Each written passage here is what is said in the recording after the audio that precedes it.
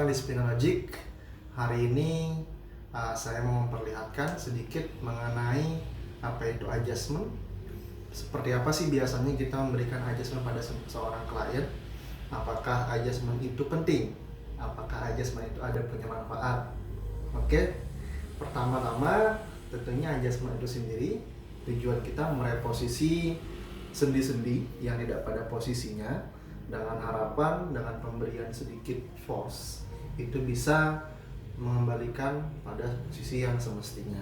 Oke. Namun sebelum itu tetap perlu kita asesmen ulang kondisi masing-masing klien yang tentunya berbeda, baik dari segi postural, kurva yang dimiliki, ataupun tension ketegangan setiap ototnya.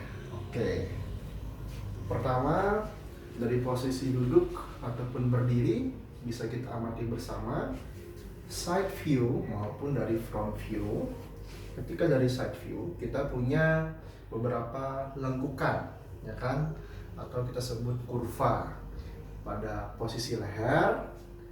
Kurva yang kita harapkan adalah lordotik, sedikit inward, jadi seperti letter C kebalik seperti ini harapannya ya. Nah, ketika orang memiliki kondisi abnormalitas, biasanya umumnya bisa paling sering adalah forward head. Jadi kurva ini lebih terlalu condong pembebanan ke arah depan. Hal ini bisa terjadi ketegangan atau tension di area leher. Bisa mengeluarkan gejala seperti sakit kepala, seperti itu ya. Kemudian kurva selanjutnya ada di daerah tulang punggung, ya kan, kita sebut juga mid back. Di sini ada namanya thoracic. Jadi kurva yang diharapkan adalah kyphosis, seperti huruf C seperti ini, ya kan. Hanya saja kurva ini ketika terlalu berlebihan ke depan, nah ini kita sebut juga hyperkyphotic, bisa bikin nyeri daerah pundak atau punggung belakang. Ada lagi yang namanya lumbar. Nah, ini the best, yang paling sering dirasain orang-orang kita, khususnya yang bekerja terlalu lama atau mengangkat barang dengan posisi yang kurang tepat. Kurva ini harapannya lordosis, ya kan? Harapannya dia kurvanya seperti C terbalik. Ketika derajatnya berlebihan, sometimes yang paling sering impact itu ketika dia hiperlordotik, dia terlalu seperti ini, akhirnya menyebabkan ketegangan di area pinggang bawah, sakit pinggang lah jadinya. Ada juga di daerah pantat sini yang terhubung langsung dengan tulang pelvik, itu kita sebut juga dengan sacrum, tapi dia fusion, jadi dia tidak ada joint space bantalan sendi khususnya. Nah, ketika kondisi abnormalitas kita sebut juga sway back, dia locking, akhirnya ketika duduk ke berdiri pun sudah agak sulit. Tapi jangan ragu, jangan takut, semua itu ada fase-fasenya. Ketika joint space itu masih oke, masih bisa kita correction dengan adjustment, ini masih bisa kita kembalikan.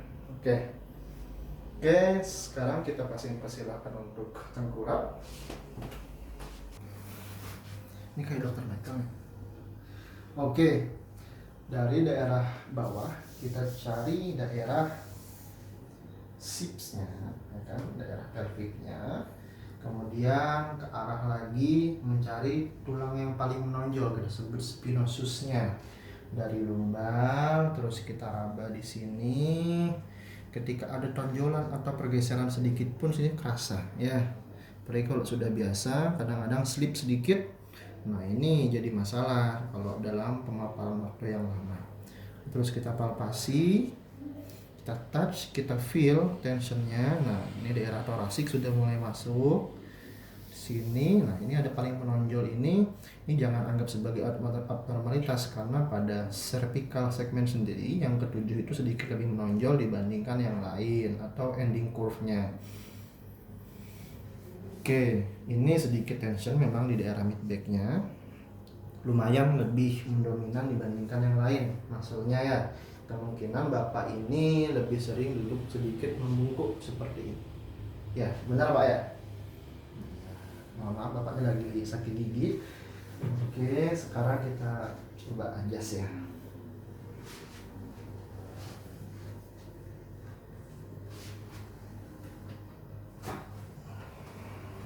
Oke, bunyi Pak ya satu ya. Ya gitu. Wah, mantap Pak. Hasil oleh. Oke. Sekarang